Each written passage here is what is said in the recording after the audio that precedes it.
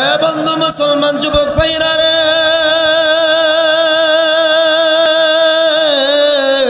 আল্লাহ তাআলা আদেশ করলেন, হে আমার ইমানদার বান্দা বান্দিরা, তোমরা আমি আল্লাহ তাআলাকে ভয় করবা। ভাই গো, যেই বান্দা আল্লাহ তাআলাকে ভয় করবে, বলেন তো দেখি ওই মানুষটা কি কখনো বাজানরে নামাজ ছাড়তে পারবে? আর একটু আওয়াজ দিয়ে বলেন না কেন বাবা।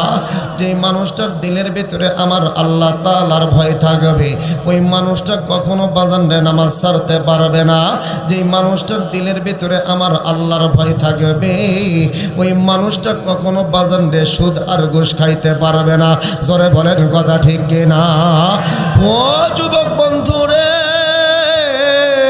যেই যুবকটার দিলের ভিতরে আমার আল্লাহর ভয় থাকবে, ওই যুবকটা কখনো রমজান মাসের একটা রোজাও কাজা করতে পারবে না, বাদ দিতে পারবে না। কথা বলেন ঠিক কিনা? এ যুবক বন্ধুরা, আমি তোমাদের সামনে একটা হাদিস পাঠ করেছিলাম রে বাবা। ও বন্ধু, এরপরে আমি আমার রাসূলের আরেকটা হাদিস আপনাদের সামনে পাঠ করতেছি। আমার আপনার দয়ার নবী মায়ের নবী ডাক দিয়া বললেন, হারামাল্লাহু আলাইহিমুল জান্নাতা সালাসা, তিন ব্যক্তির জন্য আমার আল্লাহ তাআলা জান্নাতকে হারাম করে দিয়েছে। ভাই গো, কত ইম্পর্টেন্ট একটা হাদিস রে বাবা। আল্লাহর রাসূল বললেন, তিন ব্যক্তির জন্য আমার আল্লাহ জান্নাতকে হারাম করে দিয়েছে। এ বন্ধু মুসলমান যুবক ভাইরা রে, এ গাইবান্ধা জেলার বাবাজিরা, দেখো আমার আপনার দয়ার নবী মায়ার নবী কোন তিন ব্যক্তির জন্য এতবারে হুঁশিয়ারি দিয়েছেন। ভাই গো, এই তিনটা রোগটা যদি আমার আপনার ভিতরে থাকে, অবশ্যই অবশ্যই বাজান রে ওই রোগ থেকে আমাকে বিরত থাকতে হবে, ওই রোগ থেকে বাজান রে আমাকে সরে আসতে হবে। আমার নবী বললেন, এক নম্বরে ওই ব্যক্তি, যেই ব্যক্তিটা আমার বন্ধুগণ নেশাগ্রস্ত হবে, যেই ব্যক্তিটা নেশায় আসক্ত হবে, অর্থাৎ যেই ব্যক্তিটা গাঁজা খাবে, মদ খাবে, ইয়া বাবা খাবে, ভাই গো, এই আল্লাহর বান্দা কখনো আল্লাহ তাআলার জান্নাতে যাবে না। চিল্লা বলেন না নাউজুবিল্লাহ। ও বন্ধু মুসলমান যুবক ভাইরা রে, আজকে আমার অনেক যুবক ভাই নেশায় আসক্ত হয়ে রাস্তায় পড়ে থাকে।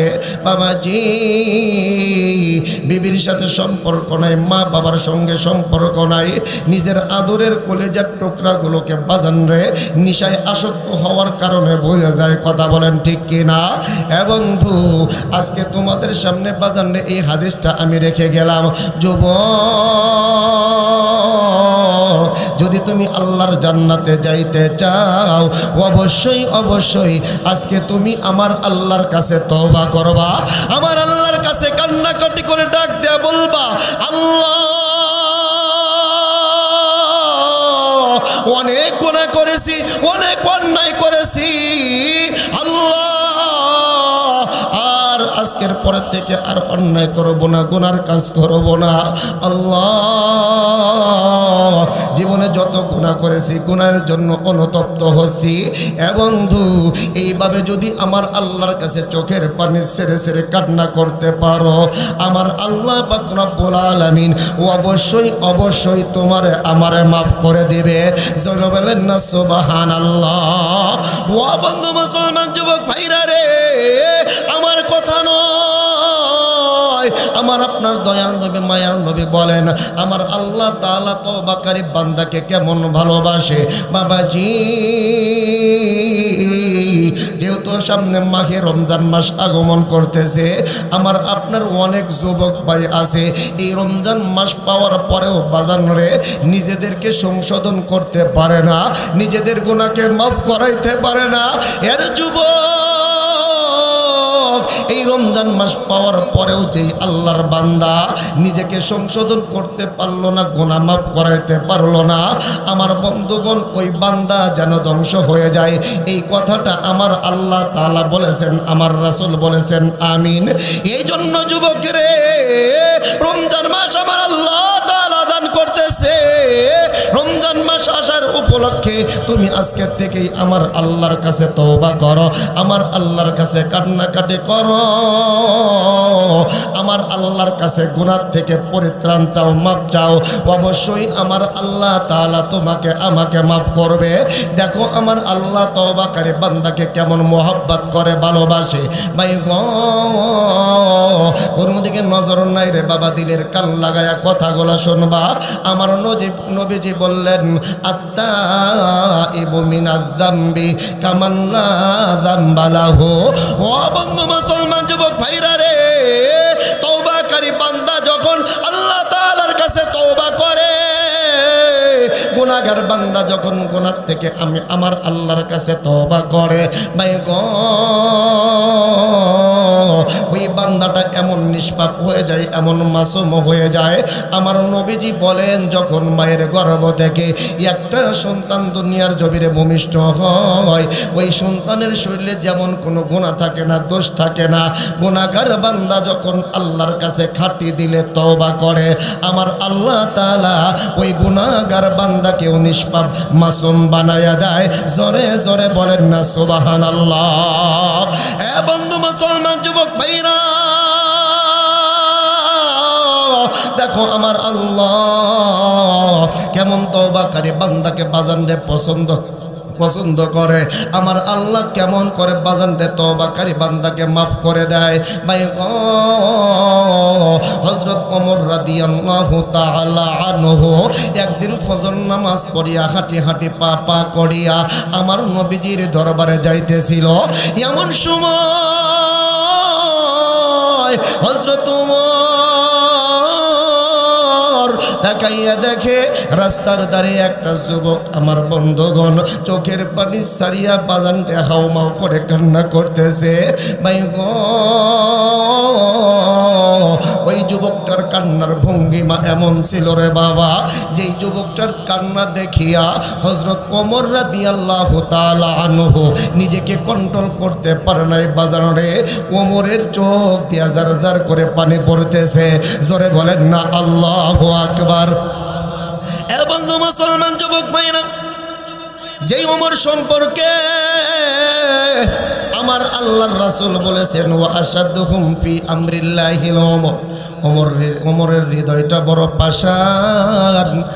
আর আমার বন্ধুগণ, আমার আবু বকরের বেলায় আমার রাসূল বলেছেন, আরহামু উম্মতি বি উম্মতি আবু বকর।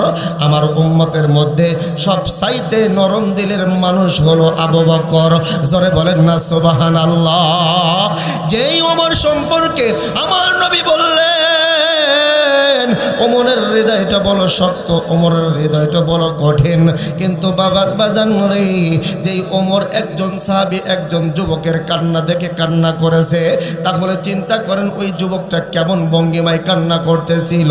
ভাই গো, এইবার হযরত ওমর রাদিয়াল্লাহু তাআলা আনহু ওই যুবকটার কাছে চলে গেলেন, মাথায় হাত বোলাইয়া ডাক দেয়া বললেন, যুবক রে, তুমি কি জন্য কান্না করো, কি জন্য তুমি কান্না করো? যুবক ডাক দেয়া বলে, ওমর, আমি অনেক বড় একটা অন্যায় করেছি, অনেক বড় একটা পাপ করেছি, এই জন্য এখন জাহান্নামের ভয়ে কান্না করতেছি। ওমর ভাই, আমি এমন একটা গুনাহ করেছি, এমন একটা গুনার কাজ করেছি, আমার মন সাক্ষী দেয় আমার আল্লাহ বুঝি আমারে মাফ করব না। ও বন্ধু মুসলমান যুবক ভাইরা রে, হযরত ওমর বললেন, হে যুবক, এইরকম ধারণা কইরো না, কেননা আমার আল্লাহ বান্দার প্রতি বড় দয়াশীল। জোরে জোরে বলেন না সুবহানাল্লাহ। এ বন্ধু, এইবার ওই যুবকটা আমার বন্ধুগণ ওমরকে ডাক দেয়া বললেন, ওমর ভাই, তুমি একটু আমার নবীজির কাছে নিয়ে যাও না, আমি আমার নবীজির মাধ্যমে আমার আল্লাহর কাছে ক্ষমা চাইব। এইবার বাজানে হযরতে ওমর ওই যুবকটাকে আমার রাসূলের দরবারে নিয়ে গেলেন। ও বন্ধু মুসলমান যুবক ভাইরা, হযরত ওমর ওই যুবকটাকে ডাক দিয়ে বললেন, যুবক করে তুমি একটু দরজার পাশে দাঁড়ায়া থাকো, আমি একটু ভিতরে যা দেখে আসি আমার নবীজির হালত কি অবস্থা, আমার নবীজি কি অবস্থায় আছে। এবং এইবার হযরত ওমর রাদিয়াল্লাহু তাআলা আনহু সালাম দিয়ে আমার নবীজির দরবারে প্রবেশ করলেন। ও বন্ধু মুসলমান যুবক ভাইরা, আমার আপনার দয়ার নবী মায়ের নবী যখন ওমরের চেহারার দিকে তাকাইছে, তাকাইয়া দেখে ওমরের দুই চোখের কোণা দিয়ে আমার বন্ধুগণ পানির ফোঁটা এখনো বাজানরে পড়তেছে। নবী আমার ডাক দেয়া বললেন, ওমর কি হয়েছে তোমার, তুমি কি জন্য কান্না করো, কে তোমাকে কান্না করাইছে? হযরতে ওমর বলে, নবী গো, আসার পথে একটা যুবকের কান্না দেখে আমি নিজেকে স্থির রাখতে পারি নাই। আমার নবী বললেন, যুবক কি এমন কি জন্য কান্না করতেছে, কি কারণে কান্না করতেছে? ওমর বললেন, ইয়া রাসূলুল্লাহ, ইয়া হাবিবাল্লাহ, নবী গো, ওই যুবক নাকি অনেক বড় একটা পাপ করেছে, অন্যায় কাজ করেছে, যার কারণে ওই যুবকটা কান্না করতেছে। আমার নবী ডাক দেয়া বললেন, ওমর ওই যুবকটাকে আমার দরবারে নিয়ে আসো। এইবার বন্ধুরে আমার নবীজির অনুমতি পাওয়ার পর হযরত ওমর রাদিয়াল্লাহু তাআলা আনহু ওই যুবকটাকে আমার নবীজির কাছে নিয়ে গেলেন। আমার নবী ডাক দিয়ে বললেন, যুবক রে, কি হয়েছে তোমার, তুমি কি জন্য কান্না করো? আমার বন্ধুগণ যুবক ডাক দিয়ে বলে, নবী গো, আমি অনেক বড় একটা গুনার কাজ করেছি, অন্যায় কাজ করেছি। ইয়া রাসূলুল্লাহ, আর যার কারণে এখন আমার ভয় হইতেছে, আমার আল্লাহ বুঝি আমারে মাফ করব না। এর যুবক ভালো করে কথাগুলো শুনবা, দিলটাকে একটু নরম করে দাও, দেখো তুমি এমন কোন গুনাহ করছো কিনা রে যুবক। আমার বন্ধুগণ, যদি তোমার দ্বারা এমন কোন গুনাহ হয়ে থাকে, অবশ্যই অবশ্যই আমার আল্লাহর কাছে মাপ চাইতে হবে। বাবাজি, এইবার ওই যুবকটা বাজান রে আমার রাসূলকে বললেন, ইয়া রাসূলুল্লাহ, আমি অনেক বড় অন্যায় কাজ করেছি, অনেক বড় গুনাহের কাজ করেছি, যার কারণে আমার মন সাক্ষী দেয় আমার আল্লাহ বুঝি আমারে মাফ করব না। আমার নবী ডাক দেয়া বললেন, যুবক রে, তুমি কি তোমার গুনাহ কি আমার আল্লাহ তাআলার কুরসির চাইতেও বড়? যুবক বাজারে কিছুক্ষণ চুপ করে থাকার পরে আমার নবীকে বললেন, নবী গো, আমি এমন অন্যায় করেছি, আমার মন সাক্ষী দেয় আমার গুনাহ বুঝি আমার আল্লাহর কুরসির চাইতেও বড়। আমার নবী বললেন, যুবক রে, তোমার গুনাহ কি আমার আল্লাহ তাআলার আরশের চাইতেও বড়? যুবক বললেন, নবী গো, আমার মন বলে আমার গুনাহ আমার আল্লাহর আরশের চাইতেও বড়। ও বন্ধু মুসলমান যুবক ভাইরা, নবী আমার ডাক দেয়া বললেন, যুবক, এইবার তুমি বলো, তোমার গুনাহ কি আমার আল্লাহ তাআলার দয়ার চাইতেও বড়? যুবক কোনো কথা বলে না, যুবক চুপ করে বসে আছে। নবী আমার বলে, যুবক রে, তুমি কি কোনো মানুষকে অন্যায়ভাবে হত্যা করেছো? যুবক বলে, না, আমি তো কোনো মানুষকে অন্যায়ভাবে হত্যা করি নাই। আমার নবী বললেন, যুবক করে, তাহলে কি তুমি আল্লাহর সঙ্গে কাউকে শিরিক করেছো? কেননা আমার আল্লাহ পাক রব্বুল আলামিন শিরিকের গুনাহ ছাড়া অন্য যে কোনো গুনাহ আমার আল্লাহ মাফ করে দিতে পারে, কিন্তু শিরিককারীকে কখনো আমার আল্লাহ তাআলা মাফ করবে না। চিল্লা বলেন না নাউজুবিল্লাহ। অথচ আমাদের সমাজে বাজানরে শিরিক আছে না নাই? ওদিকে যাওয়ার সময় নাই রে বাবা। আমার বন্ধুগণ যুবককে বললেন, যুবক রে, তুমি কি আল্লাহর সঙ্গে কাউকে শরীক করেছ? যুবক বলল, নবী গো, আমি আল্লাহর সঙ্গে কাউকে শরীক করি নাই। এ বন্ধু, আমার নবী বললেন, যুবক, তাহলে তুমি কি এমন অন্যায় করেছো, কি এমন গুনাহ করেছো যার কারণে তুমি এত অনুতপ্ত, এত কান্নাকাটি করতেছ? যুবক আমার নবীকে ডাক দে বলে, ইয়া রাসূলুল্লাহ, ও নবী গো, আমি আমি যেই অন্যায় কাজ করেছি আমার গুনার কথা যদি আপনার কাছে প্রকাশ করি, নবী গো আপনি তো আমাকে ঘৃণা করবেন, আপনি আপনার দরবার থেকে আমাকে তাড়াইয়া দিবেন। বন্ধু এরপরেও আমার বন্ধুগণ যুবকটা আমার নবীকে বলতেছেন, ইয়া রাসূলুল্লাহ আমি এমন একজন গুনাহগার, শোনেন আমি কি এমন গুনাহ করেছি। যুবক ডাক দিয়ে বলতেছেন, নবী গো আমি একজন কাফনচোর। মানুষ যখন মারা যায় ওই মানুষগুলোকে যখন কবরস্থ করা হয়, আমি যখন রাত্রি গভীর হয়ে যায়, ওই রাত্রি গভীর হওয়ার পরে আমি ওই কবরের কাছে যাইয়া কবরের মাটিগুলো খুঁড়িয়া ওই মৃত ব্যক্তির শরীর থেকে কাবলগুলো চিনিয়া এরকমভাবে বাজারে বিক্রি করে আমি আমার জীবন পরিচালনা করি। এইটা আমি আমার জীবনের পেশা হিসাবে বেছে নিয়েছি। ও বন্ধু মুসলমান যুবক ভাইরা, যুবকটা আমার রাসূলকে ডাক দিয়ে বলতেছেন, ইয়া রাসূলুল্লাহ ইয়া হাবিব আমি একজন কাফনচোর, আমি আমার এই জীবিকা, আমি এই কাজটাকে আমার জীবিকা হিসাবে গ্রহণ করেছি। ও নবী গো গত কয়েকদিন পূর্বে একজন আনসারী যুবতী মহিলা মারা গেল। যখন ওই মেয়েটা মারা গেল আমার কাছে যখন খবর আসলো, নবী গো এইবার আমি রাত্রি গভীর হওয়ার অপেক্ষায় থাকলাম। নবী গো রাত্রি যখন গভীর হয়ে গেল আমি আটি আটি পা পা করিয়া ওই যুবতীর কবরের কাছে চলে গেলাম। ইয়া রাসূলুল্লাহ ইয়া হাবিবাল্লাহ ও নবী গো এইবার ওই যুবতীর কবরের উপর থেকে আস্তে আস্তে করে মাটি সরাইলাম। মাটি সরানোর পর ওই যুবতীর শরীর থেকে 5 টুকরা কাপড় আমি ছিনাইয়া নিলাম। নবী গো ওই কাপড় নিয়ে যখন আমি বাড়ির দিকে রওনা হব, এমন সময় আমার মাথার উপরে শয়তান, আমার ঘাড়ে শয়তান ভর করলো। আমার ডাক দেয়া বলল, যুবক তুমি কেমন বোকার বোকা, কেমন বোকার বোকা। যুবক রে এই 5 টুকরা কাপড় নিয়েই তুমি শান্ত হয়ে গেলা, একটা বার দেখলা না ওই কবরের ভিতরে কত সুন্দর একটা রমণী ঘুমিয়ে আছে। এরা যুবক ওই কবরের ভিতরে কত সুন্দর একটা মেয়ের লাশ পড়ে আছে। যুবক রে এত সুন্দর মেয়ে তুমি সারা জীবন অপেক্ষা করলেও কখনো তুমি তোমার কাছে পাইবা না।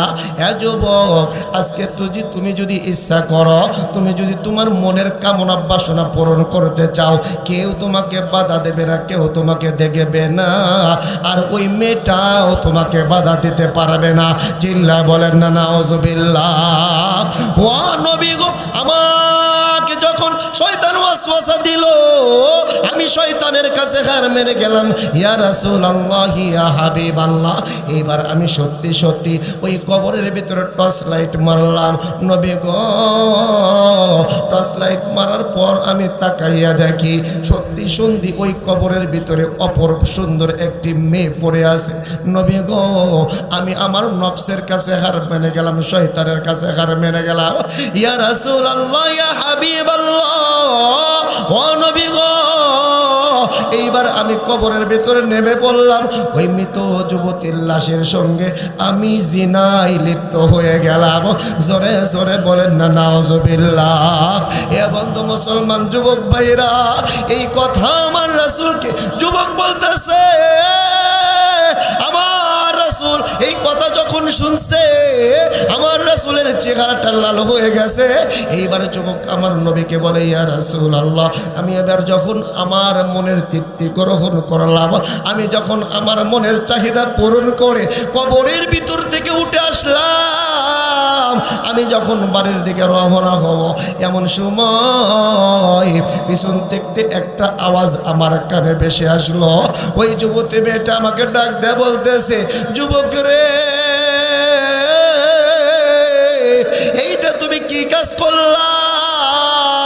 হাজার হাজার লক্ষ লক্ষ মানুষের কাছে তুমি আমার নাপাক কইরা দিলা, উলঙ্গ কইরা দিলা। কাল কিয়ামতের কঠিন দিনে, মুসিবতের দিনে আমার আল্লাহর সামনে আমাকে নাপাক অবস্থায় দাঁড় করানোর ব্যবস্থা তুমি কইরা দিলা। যুবক একটা বারের জন্য কি আমার আল্লাহর ভয় তোমার দিলের ভিতরে ঢুকলো না? একটা বার কি তুমি আমার আল্লাহর ভয় করলা না? এরা যুবক, কিয়ামতের দিন আমি তোমার নামে আমার আল্লাহর কাছে বিচার দেব।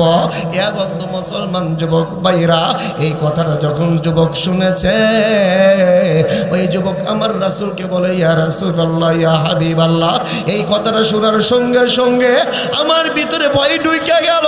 আমার মনে হইল এখন ওই বুঝি আসমানের উপর থেকে আমার মাথার উপরে আগুন পড়ে যাবে, আমি বুঝি এখনই ধ্বংস হয়ে যাব।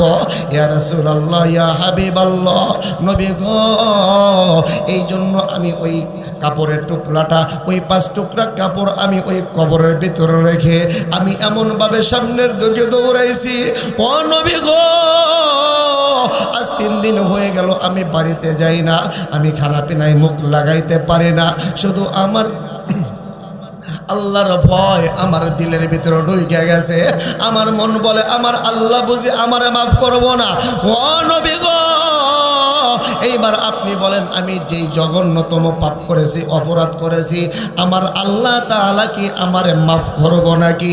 এ বন্ধু মুসলমান যুবক ভাইরা, এই কথা যখন আমার নবী শুনেছে, যুবকের ডাক দেয়া বলে, যুবক, আমার আল্লাহ তোমারে মাফ করবো কিনা জানি না, তবে আমি তোমারে বলতেছি তোমার গুনাহটা হলো সবচাইতে জঘন্যতম গুনাহ। তাড়াতাড়ি তুমি আমার দরবার থেকে বের হয়ে যাও।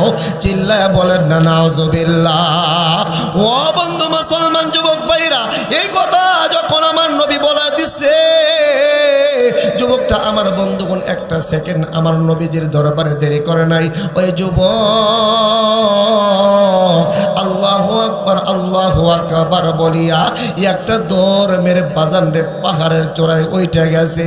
এ বন্ধু মুসলমান কিতাবের ভিতর আসছে, ওই যুবক একদিন 2 দিন নয়, দীর্ঘ 40 দিন পর্যন্ত পাহাড়ের চূড়ায় উঠিয়া আমার আল্লাহ তাআলার দরবারে সিজদায় পড়িয়া আমার আল্লাহ তাআলার কাছে চোখের পানি ছেড়ে ছেড়ে কান্দে আর ডাক দেয়া বলে, আল্লাহ। এ ভাই মোহাব্বতে একটা বার আমার আল্লাহর ডাক দেয়া বলো না আল্লাহ। আর একবার মোহাব্বতে ডাক দেয়া বলো না আল্লাহ। ও বন্ধু মুসলমান যুবক ভাইরা রে, যুবকটা আমার আল্লাহর ডাক দেয়া বলে, আল্লাহ, আমি এত বড় একজন গুনাহগার, আমার মতন গুনাহগার তোমার এই পৃথিবীর জমিনে আর একজন নাই। আমি এমন একটা গুনাহ করেছি, তোমার রাসূল বলেছে আমার গুনাহটা অনেক মারাত্মক গুনাহ। ইয়া রাসূল, আমার আল্লাহর রাসূল আমার তার দরবার থেকে তাড়াইয়া দিয়েছে।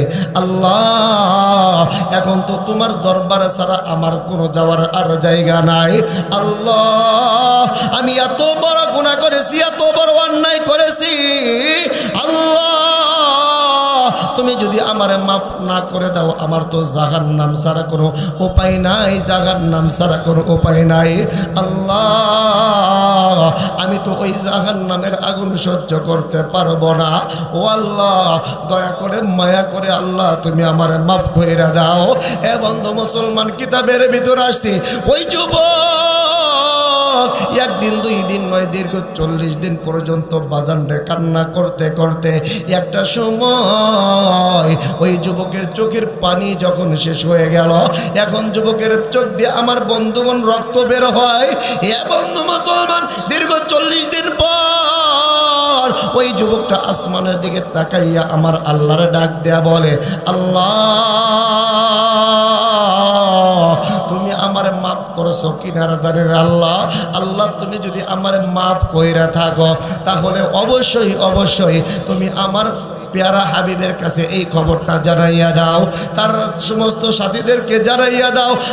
আর তুমি যদি আমার মাফ না করে থাকো, তাহলে আসমানের ওপর থেকে একটা আগুনের খণ্ড আমার ওপর ফালাইয়া দাও, আমারে পোড়াইয়া ছাই বানাইয়া দাও। এরপরেও আল্লাহ তুমি আমার জাহান্নামে দিও না। এর যুবক বন্ধু, একজন গুনাহগার বান্দা দেখুন কেমন করে আমার আল্লাহকে ভয় করে, জাহান্নামের আযাবকে ভয় করে। এর যুবক জীবনে এত নামাজ কাজা করে দিলা, এত নামাজ ছেড়ে দিলা।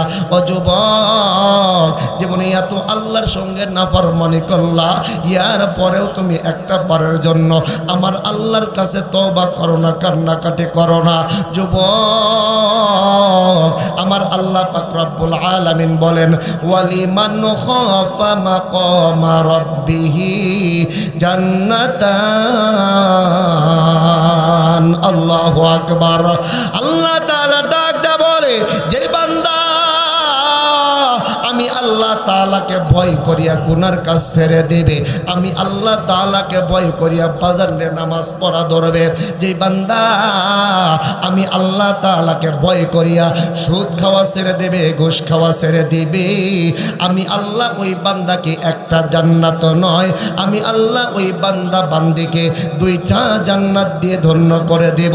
জোরে বলেন না সুবহানাল্লাহ। হে বন্ধু মুসলমান যুবক ভাইরা রে, ওই যুবক যখন আমার আল্লাহ তাআলাকে ডাক দিয়ে বললেন, আল্লাহ তুমি যদি আমাকে মাফ করে দাও তাহলে আমার রাসূলরে এবং তার সাথীদেরকে জানাইয়া দাও। এ বন্ধু, ওই যুবকটা এমন ভাবে বাজান রে আমার আল্লাহর কাছে কান্না করেছে, এমন ভাবে গুনাহের প্রতি অনুতপ্ত হয়েছে, এমন ভাবে গুনাহের প্রতি নিজেকে আমার বন্ধুগণ লজ্জিত করেছে। আমার আল্লাহ বাজান রে জিব্রাইলকে পাঠাইয়া দিয়েছে, যা জিব্রাইল যাও আমার রাসূলকে জানাইয়া দিয়ে আসো, আমি আল্লাহ ওই যুবকের জিন্দেগির সমস্ত গুনাহকে মাফ করে দিয়েছি। জোরে বলেন না সুবহানাল্লাহ।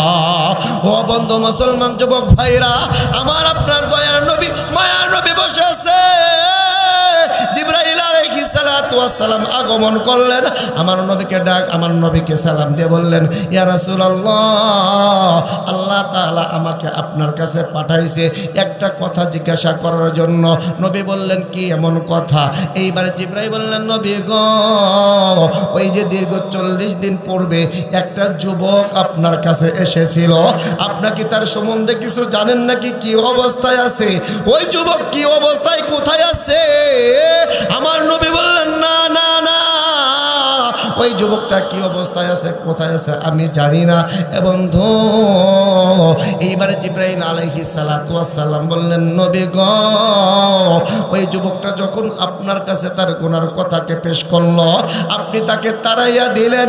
ও নবী গো, ওই যুবকটা তারপর থেকে দীর্ঘ 40 দিন পর্যন্ত পাহাড়ের একটা চূড়ায় যাইয়া এমন ভাবে আমার আল্লাহর কাছে গুনাহের প্রতি অনুতপ্ত হইয়া কান্নাকাটি করেছে। আমার আল্লাহ ওই যুবকের চোখের পানিকে এমন ভালোবাসছে যে আমার আল্লাহ এত বড় একজন দাগী আসামি গুনাহগার যুবককেও আমার আল্লাহ ক্ষমা কইরা দিয়েছে। জোরে বলেন না সুবহানাল্লাহ। এ যুবক বন্ধুরা রে, এই জন্য পবিত্র মাহে রমজান মাস আগমন করতেছে। যুবক, আল্লাহ তাআলার ভয় দিলের ভিতরে ঢোকাও, আল্লাহ তাআলার ভয় অন্তরের ভিতরে ঢোকাও। ও বন্ধু মুসলমান যুবক ভাইরা, যেই মানুষটার দিলের ভিতরে আল্লাহর ভয় থাকবে, ওই যুবকটা কখনো বাজারে নামাজ ছাড়বে না, রোজা ছাড়বে না, ওই যুবকটা কখনো আল্লাহর সঙ্গে নাফরমানি করবে না। এ বন্ধু মুসলমান যুবক ভাইরা রে, এই জন্য আপনাদের সামনে হাদিসটা পাঠ করছিলাম, হারামাল্লাহু আলাইহিমুল জান্নাতা সালাসা। 1 নম্বরে ওই সমস্ত মানুষ আল্লাহর জান্নাতে যাবে না যারা নিশায় আসক্ত থাকবে, গাঁজা খাবে, মদ খাবে, ইয়াবা খাবে, হেরোইন খাবে। এর যুবক, এই রোগে যারা আক্রান্ত আছো, আল্লাহর রাস্তে তোমার কাছে, তোমাদের কাছে করজোরে বলে যায়, আজকে তোমরা অবশ্যই অবশ্যই আল্লাহর কাছে তওবা করবা, চোখের পানি ছেড়ে ছেড়ে কান্নাকাটি করবা। ও যুবক, আমার আল্লাহ তো এমন আল্লাহ, যখন বান্দা আল্লাহকে আল্লাহ বলে ডাকে দেয়, আমার আল্লাহ তাআলা ওই বান্দার জিন্দেগির সমস্ত গুনাহকে আমার আল্লাহ মাফ করে দেয়।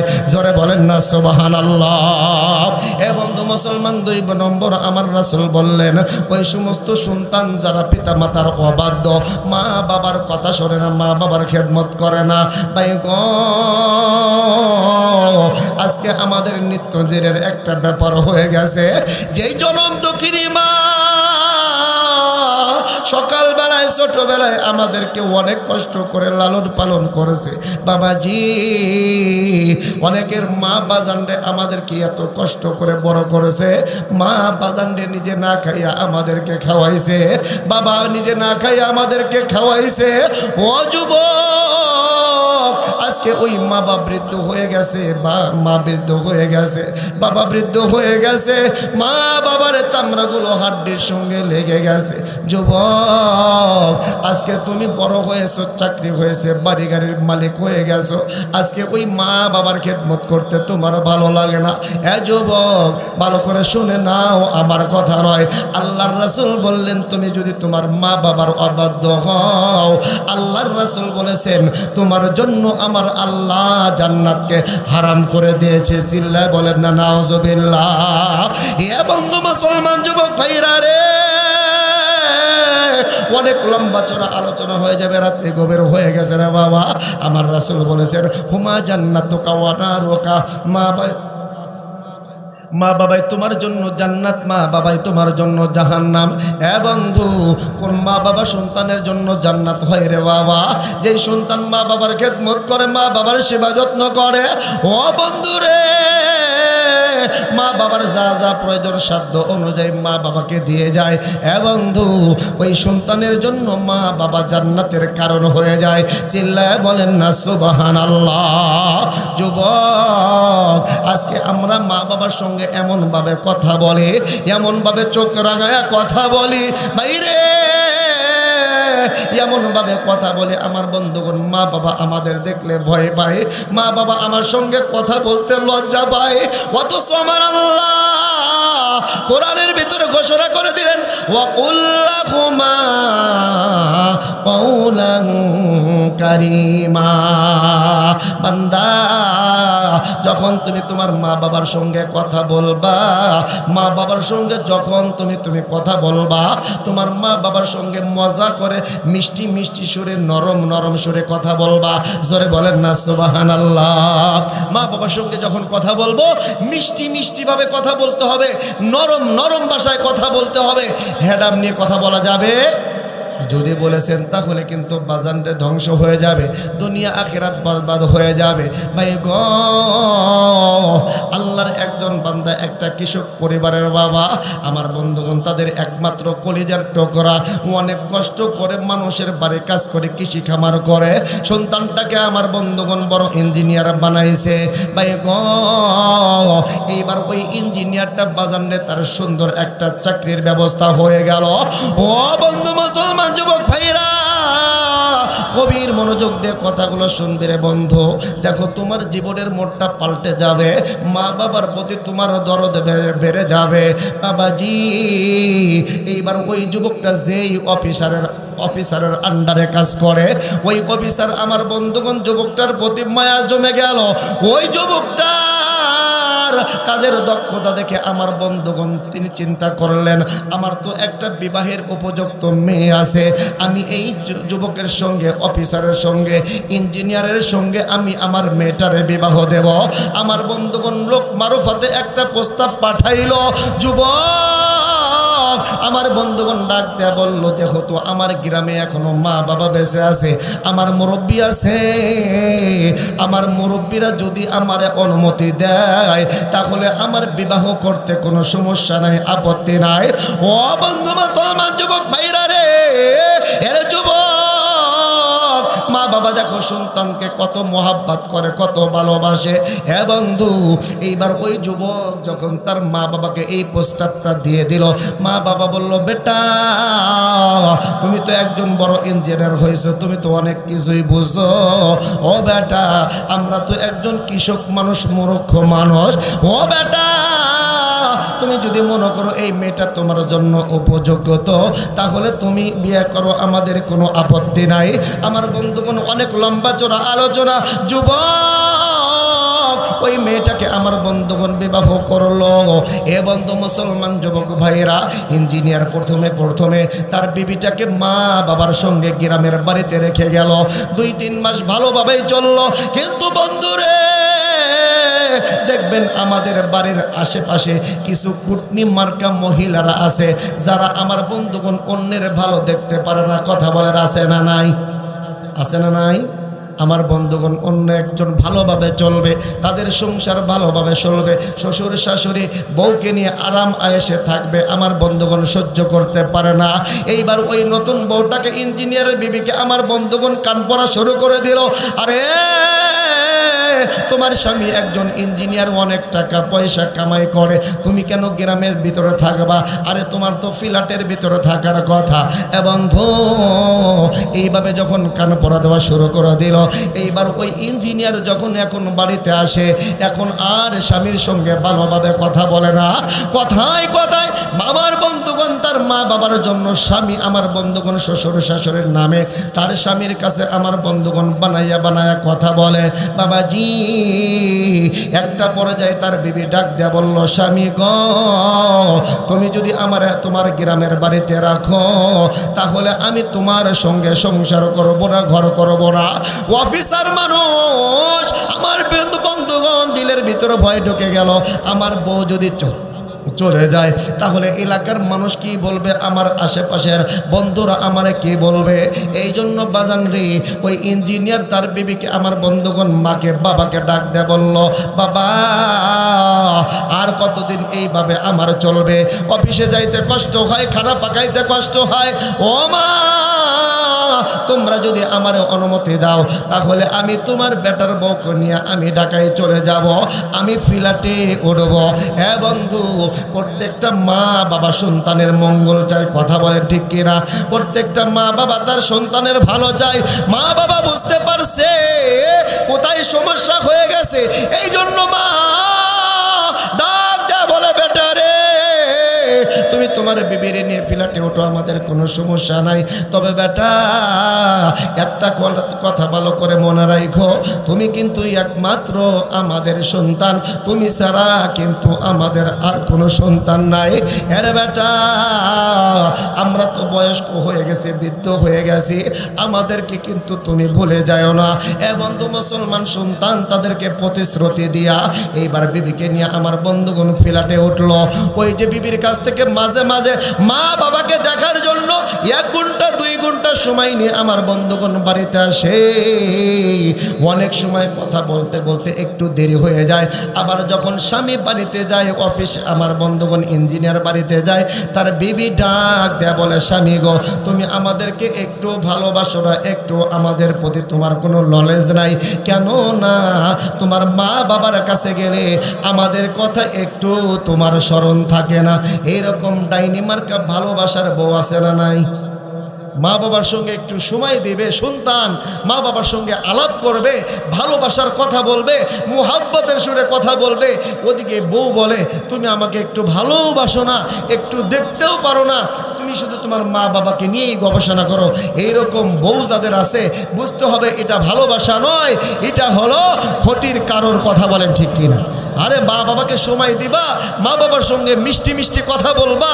মা বাবার সঙ্গে যদি তোমার নেক নজর একটা বার পড়ে যায়, আমার রাসূল বলে, আরে তোর আমল নামায় একটা কবুল হজের সওয়াব আমার আল্লাহ দান করবে। চিল্লায় বলেন না সুবহানাল্লাহ। আমার বন্ধুগণ, ইঞ্জিনিয়ার মুসিবতে পড়ে গেলেন, হাইরে বাড়িতে গেলেও সমস্যা, আবার না গেলেও সমস্যা। ইঞ্জিনিয়ার আল্লাহর কাছে দোয়া করে, আল্লাহ এই মুসিবত থেকে তুমি আমার রক্ষা করো, আল্লাহ তুমি আমার এই মুসিবত থেকে আল্লাহ তুমি আমার রক্ষা করো। ও বন্ধু মুসলমান, আল্লাহ তাআলা দেখেন এমন একটা ব্যবস্থা করে দিয়েছেন। কিছুদিন পর সৌদি আরব থেকে কয়েকটা ভিসা চলে আসলো। সৌদি আরব থেকে ইঞ্জিনিয়ারদেরকে নেওয়ার জন্য কয়েকটা ভিসা আসলো। আর ওই ইঞ্জিনিয়ার আমার বন্ধুগণ সৌদি আরব যাওয়ার জন্য এইবার তিনি আবেদন করলেন, তার আবেদন মঞ্জুর হয়ে গেল। আমার বন্ধুগণ ফ্যামিলি সহ তিনি বিদেশ চলে যাবেন। এমন সময় মায়ের কাছ থেকে অনুমতি নেওয়ার জন্য গেলেন। মাকে ডাক দিয়ে বললেন, মা গো, এইরকমভাবে আমার তো বিদেশ যাওয়ার জন্য একটা ভিসা আসছে, আমি তো বিদেশ যাওয়ার জন্য অনুমতি পাইছি। ও মা, ও বাবা, তোমরা যদি আমার অনুমতি দাও তাহলে আমি সৌদি আরবে যাব। দেখেন মা বাবা কেমন সহজ সরল মানুষ। ডাক দিয়ে বলতেছেন, বেটা রে, তুমি তো আমাদের একমাত্র কলিজার টুকরা, আমরা তো গরিব মানুষ, কৃষক মানুষ। ও ব্যাপারটা, তুমি এমন একটা রাষ্ট্রে যাইতেছো যেই রাষ্ট্রে আমার রাসূল ঘুমিয়ে আছে। জোরে বলেন না সুবহানাল্লাহ। ও বাবা, আমরা তো এই রাসূল রাসূলের দেশে যাইতে পারবো না, তুমি তো যাইতেছো বাবা, রাসূলের রওজা মুবারকে যায়া আমাদের জন্য একটু দোয়া কইরো, আমাদের সালামটা রাসূলের রওজা মুবারকে পৌঁছাইয়া দাও। জোরে বলেন না আল্লাহু আকবার। কিন্তু বেটা একটাই তোমার কাছে আবদার, ওইখানে যায়া কিন্তু তোমরা আমি মা বাবাকে কিন্তু কখনোই ভুলে যায় না, কেননা তুমি একমাত্র আমাদের বেঁচে থাকার অবলম্বন, একমাত্র তুমি আমাদের কলেজার টুকরা, তুমি একমাত্র আমাদের নয়নের মণি, আমাদের কিন্তু বাবা ভুলে যাস না। আমার ভাইজান, আমার বন্ধুগণ, সন্তান বলল মাগো কখনোই তোমাদেরকে ভুলে যাওয়া সম্ভব নয়। ও বন্ধু মুসলমান যুবক ভাইরা রে, এই কথা বলিয়া যুবক আমার বন্ধুগণ সৌদি আরব ফ্যামিলি সহ চলে গেল। আমার বন্ধুগণ খুতবাতে জুলফিকারের ভিতরে আসছে, ওই যুবক সৌদি আরবে যাওয়ার পর 1 মাস 2 মাস আমার বন্ধুগণ যেই সমস্ত হাজী সাহেবরা উমরা করার জন্য যাইতো, তাদের কাছে মা বাবার জন্য কিছু কিছু খরচ পাটি পাঠাইয়া দিত। এ বন্ধু, ওই সমস্ত বাজান আমার বন্ধুগণ ফোনের আবিষ্কার ছিল না, ফেসবুক ইউটিউবের আবিষ্কার ছিল না, ওই সমস্ত আমার বন্ধুগণ বিকাশের কোনো ব্যবস্থা ছিল না। যুবক যে সমস্ত হাজী সাহেবরা উমরা করার জন্য যাইতো, তাদের কাছে মা বাবার জন্য কিছু কিছু খরচ পাটি পাঠাইয়া দিত। কিন্তু বন্ধুরে বেশ কিছুদিন পর ওই যুবকটার কি হইল, আর একটা বারের জন্য আর মা বাবার কোনো খোঁজ খবর রাখে নাই। এইভাবে যাইতে যাইতে 13টা বছর কেটে গেল। ও বন্ধুরে, ওই 13টা বছর ইঞ্জিনিয়ার সৌদি আরব থাকাকালে আমার বন্ধুগুণ 13টা বার তিনি হজ পালন করেছেন। কিন্তু ভাইজান ওই 13টা বার হজ পালন করার সময় আমার বন্ধুগুণ 3 দিন যখন হয়ে যায়, ওই যুবকটাকে কে যেন স্বপ্ন দেখায়, এলে আল্লাহর বান্দা তুমি যতই হজ করো না কেন আমার আল্লাহ তোমার হজ কবুল করবে না। চিল্লায় বলেন না নাউজুবিল্লাহ।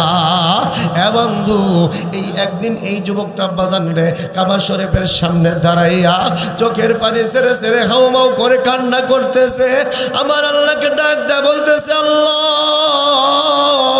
কেন তুমি আমার হজ কবুল করবা না? ও বন্ধু মুসলমান যুবক ভাইরা রে, পাশে একজন আল্লাহর ওলি আমার বন্ধুগণ তার কান্না দেখিয়া ডাক দেয়া বললেন, যুবক কি জন্য তুমি কান্না করতেছো, কি জন্য কান্না করতেছো? এইবার ইঞ্জিনিয়ার আমার বন্ধুগণ ওই বুজুর্গকে ডাক দেয়া বললেন, হুজুর মনের ভিতর বড় বেদনা, মনের ভিতর বড় দুঃখ, এই জন্য কান্না করতেছি। হুজুর ডাক দেয়া বললেন, যুবক রে কিসের তোমার মনের ভিতর দুঃখ? এইবার ইঞ্জিনিয়ার ডাক দেয়া বলতেছেন, হুজুর আজ 13 বছর যাবৎ আমি এই সৌদি আরবে আছি। এই সৌদি আরবে 13 বছর থাকাকালীন প্রত্যেক বছর আমি হজ করি, কিন্তু হজের 3 দিন যখন অতিবাহিত হয়ে যায়, 3 দিনের মাথায় রাত্রিবেলায় আমি স্বপ্নে দেখি কে যেন আমারে বলতেছে, ইঞ্জিনিয়ার যতই তুমি হজ করো তোমার হজ কবুল হইবার নয়। হুজুর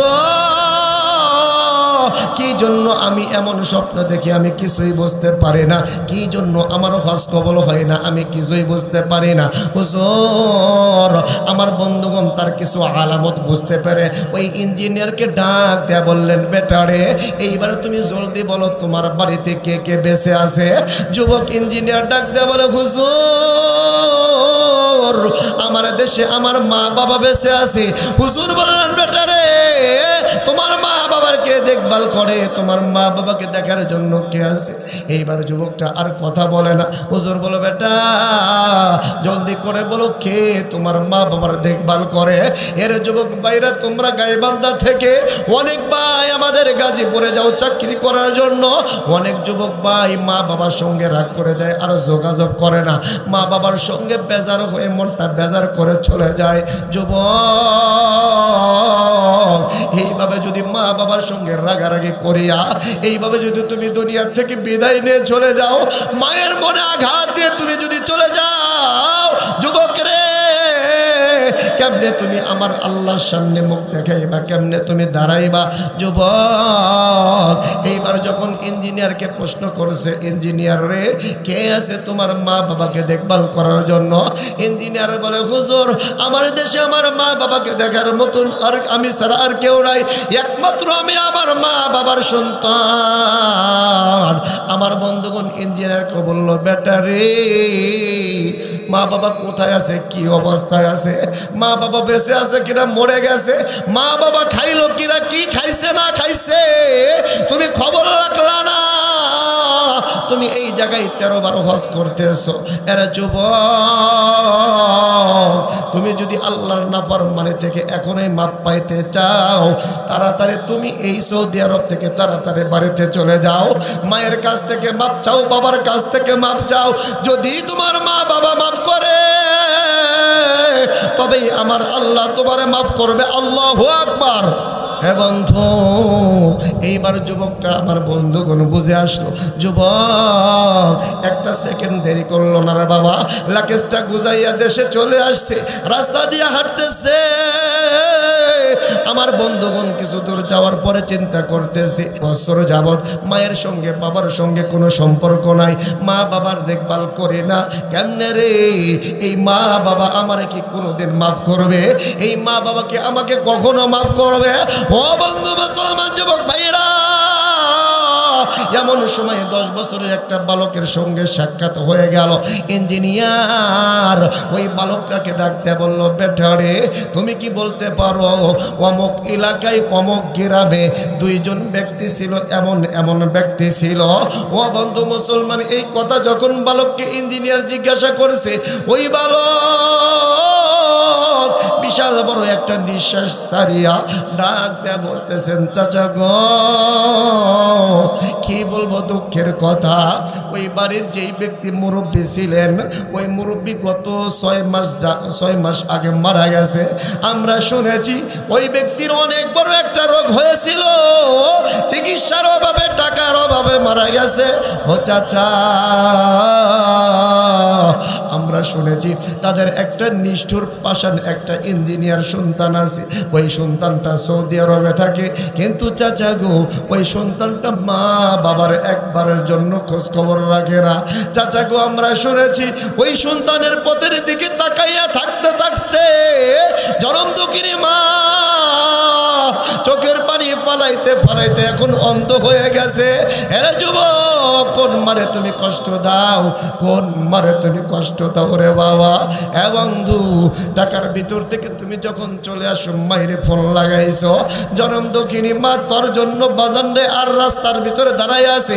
হে বন্ধু, তোমার আসতে আমার বন্ধুগণ রাত্রি গভীর হয়ে গেছে, তোমার বিবিটাও ঘুমাইয়া গেছে, সন্তানগুলো ঘুমাইয়া গেছে, কিন্তু জনম দক্ষিণী মা তোর আশায় বাজান রে রাস্তার পাশে দাঁড়ায় আছে। ও বন্ধু মুসলমান, এই মা যেদিন তোমার থাকবে না, তোমার জন্য কেউ রাস্তায় দাঁড়াইয়া থাকবে না। ও বন্ধু মুসলমান যুবক ভাইরা রে, ওই বালক যখন বলল, ও চাচা, তাদের একমাত্র কলিজার টুকরার জন্য মা তাকাইয়া থাকতে থাকতে মায়ের চোখের পানি শেষ হয়ে মা এখন অন্ধ হয়ে গেছে।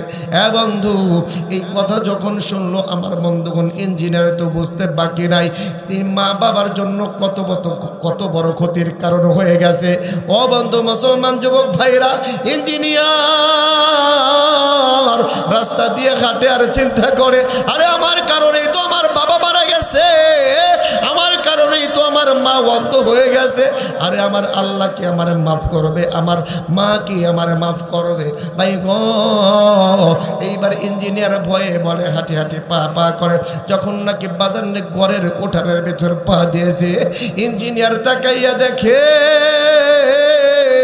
তার ওই যে জনম দুঃখিনী মা, যেই মা সকালবেলায় আমার বন্ধুগণ ছোটবেলায় তাহলে কোলে পিটি করে বড় করেছে, আমার বন্ধুগণ ঘুম পাড়ানির গান গায়ে ঘুম পাড়াইছে।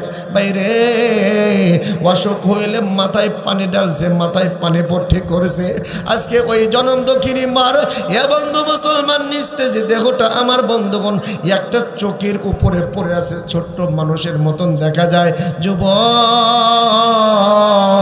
এইবার আমার বন্ধুগণ বিতশ্রান্ত হইয়া আস্তে আস্তে হাঁটি হাঁটি পা পা করিয়া মায়ের কাছে চলে যায়। যুবকটা মনে করেছে মা বুঝি তারা কখনোই মাফ করবে না। এরা যুবক বন্ধু এইবার যুবকটা যখন বাজারে মায়ের কাছে গেছে, এ বন্ধু মা যেন বিড়ি বিড়ি বিড়ি বিড়ি করে কি যেন বলতেছে। যুবকটা মনে করেছে মা বুঝি তার জন্য আল্লাহর কাছে অভিশাপ দেয়, কিন্তু না রে বন্ধু না।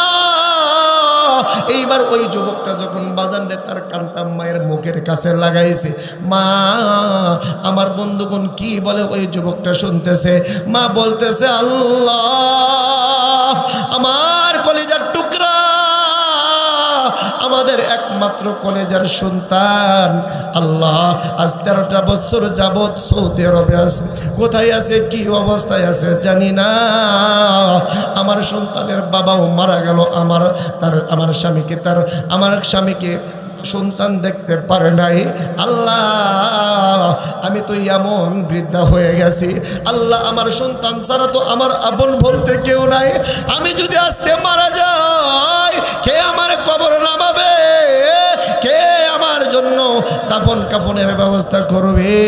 আল্লাহ আমার সন্তানের প্রতি তোমার কাছে কোনো অভিযোগ নাই, তবে আল্লাহ যদি সম্ভব হয় আমি মাকে দেখার জন্য একটা বারের জন্য আমার সন্তানটারে আমার কাছে পাঠাইয়া দাও। জোরে বলেন না সুবহানাল্লাহ। এ বন্ধু মুসলমান যুবক ভাইরা, এই কথা যখন যুবক মায়ের মুখ থেকে শুনেছে, আমার বন্ধুগণ যুবক একটা নিজেকে স্থির রাখতে পারে না, মাওরে জড়াইয়া ধরে আমার বন্ধুগণ পায়ের কাছে হাতটা রাখিয়া মাকে ডাক দেয়া বলে, মা গো বুঝতে পেরেছি রে মা, তোমরা সন্তানকে কতটা ভালোবাসো। ও মা গো আমি অনেক ভুল করেছি, অন্যায় করেছি, আমি তোমাদেরকে অনেক কষ্ট দিয়েছি। মা গো তুমি কি আমার আল্লাহর রাস্তে একটু মাফ কইরা দিবা নাকি? হ্যাঁ বন্ধু মুসলমান যুবক ভাইরা, 13টা বছর যাবৎ যেই সন্তান মায়ের খবর রাখে নাই, 13টা বছর যাবৎ যেই সন্তান মায়ের চোখে পানি জড়াইতে জড়াইতে মায়ের চোখটাকে অন্ধ মানা ফালাইয়া দিছে রে বাবা। যেই সন্তান টাকা পয়সা না দেওয়ার কারণে বাজান রে বাবার আমার বন্ধুগণ অসুখ বিসুখের কারণে সন্তান বাবা দুনিয়া থেকে বিদায় নিয়ে চলে গেছে।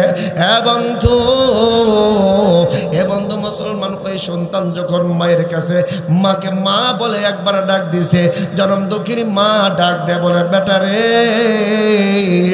আজ 13টা বছর যাবৎ তুমি কষ্ট দিয়েছ, অনেক আঘাত করেছ, কিন্তু বেটা তুমি যখন আমি মাকে মা বলে একবার ডাক দিয়েছ, আমি মা তোমার 13টা বছরের সমস্ত দুঃখ কষ্ট আমি মা ভুলে গিয়েছি। জোরে বলেন না সুবহানাল্লাহ, আরো জোরে জোরে বলেন না সুবহানাল্লাহ। এই জন্য আল্লাহর রাসূল বললেন, হারামাল্লাহু আলাইহিমুল জান্নাতা সালাসা। আমার রাসূল বলেন, দ্বিতীয় ব্যক্তি যারা মা বাবার অবাধ্য হবে, মা বাবার কথা শুনবে না, মা বাবার কথা মতো চলবে না। ভাই গো অনেক কথা বলার ছিল বাবা বাজারে, এরপরে আল্লাহর রাসূল তৃতীয় নম্বরে বললেন, ওই ব্যক্তি আমার বন্ধুগণ দায়ুস ব্যক্তি আল্লাহর জান্নাতে প্রবেশ করবে না। দায়ুস কাকে বলা হয়? হ্যাঁ বন্ধু মুসলমান যুবক ভাইরা রে, আমার বাড়িতে কে আসলো, আমার বন্ধুগণ কে গেল, আমি কোনোদিন খবর রাখলাম না। আমার বিবিটা কার সঙ্গে কথা বললো, আমার মেয়েটা কার সাথে গেল, আমার সন্তানটা প্রাইভেটের নাম দিয়ে আমার বন্ধুগণ কোন মেয়ের সাথে টালকি ফালকি করার জন্য গেল, এই খবরটা যে রাখলো না, ওই গার্জিয়ানকে বলা হয় দায়ুস ব্যক্তি। কথা বলেন ঠিক কি না? এই জন্য আল্লাহর রাসূল বললেন, এই 3জন ব্যক্তির জন্য আমার আল্লাহ জান্নাতকে হারাম করে দিয়েছেন। এই 3জন ব্যক্তি কখনোই আল্লাহর জান্নাতে যাবে না। 1 নম্বরে নিশাখোর, 2 নম্বরে মা বাবার অবাধ্য সন্তান, 3 নম্বরে দায়ুস ব্যক্তি। আল্লাহ তাআলা আমাদের সকলকেই এই 3জন ব্যক্তির তালিকা থেকে আল্লাহ তাআলা যেন আমাদেরকে মুক্ত করে দেয়। আমাদের ভিতরে এই দোষ যদি থাকে, আল্লাহ তাআলা যেন যেন আমাদের এই দোষ ত্রুটি থেকে মুক্ত করে দেয়। সকলে বলেন আমিন। ওয়া আখিরু দাওয়ানা আনিল হামদুলিল্লাহি রাব্বিল আলামিন।